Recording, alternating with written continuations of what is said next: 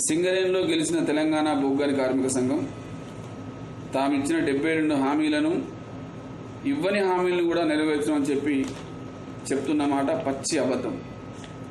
కనీసం వాళ్ళు సాధించలేకపోయిన హామీల్ని మా చేతకంతనం వల్ల మేము సాధించలేకపోయినామని చెప్పుకుంటే కార్మికులు క్షమిస్తారు. అలా కాకుండా ఏమి చేయకపోయినా మేము అన్నీ సాధించామని చెప్పి బీరాలు పలికితే ప్రజలు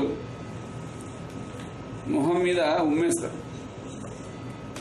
మీ మీద మొహమాటానికి ఏదైనా మీ ముందు కార్మికులు మాట్లాడలేదేమో కానీ కార్మికుల ఆగ్రహం బయటకు వచ్చినాడు బావుల మీద సింగరేణిలో మీరు ఎక్కడ నిలబడే పరిస్థితి ఉందని చెప్పి సింగరేణి కార్మికులు టీపీజీకేఎస్ నాయకుల్ని హెచ్చరిస్తున్న సంగతి మనం గమనంలోకి తీసుకోవాలి.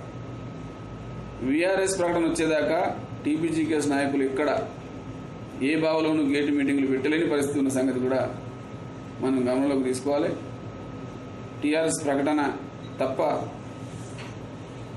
వాళ్ళు 72 డిమాండ్లో ఏమీ సాధించింది లేదు. ఆ ప్రకటన కూడా కార్యరూపం దాల్చినాడు మాత్రమే అది విజయంగా చెప్పుకోబడుతుంది.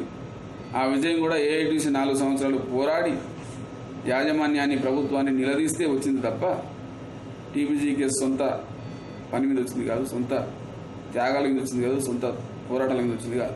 ఇది సత్యం. ఇక 72 డిమాండ్లు ఏంటి, ఏం చేశారనేది చెప్తా.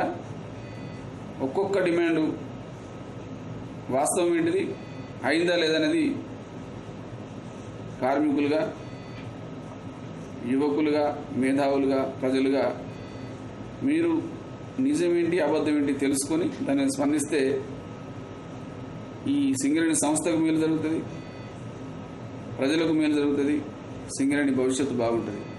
కాబట్టి ఆ రకమైన స్పందనను